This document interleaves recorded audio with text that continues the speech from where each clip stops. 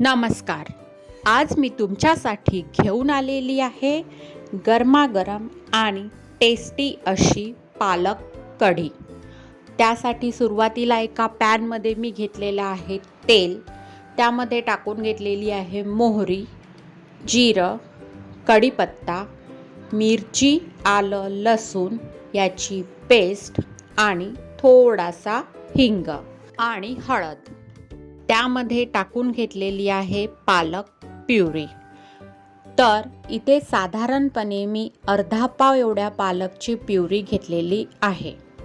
पालक प्युरी आपल्याला साधारणपणे 1 मिनिट मीडियम फ्लेमवर व्यवस्थित अशी शिजवून घ्यायची आहे.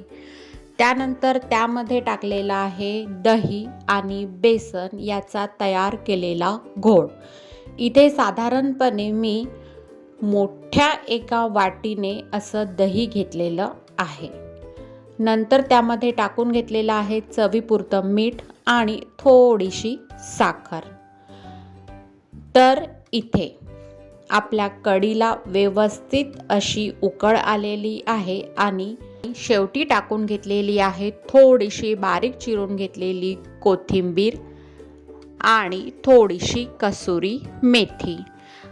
तर इथे अशा पद्धतीने अत्यंत झटपट आणि तितक्याच वेगळ्या अशा चवीची आपली पालक कढी तयार झालेली आहे.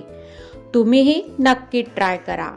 माझ्या अशा छान छान रेसिपी बघण्याकरिता चॅनलला सबस्क्राईब करायला विसरू नका. तर आनंद घ्या या गरमागरम पालक कढीचा भाकर, ठेचा आणि कांद्यासोबत. धन्यवाद.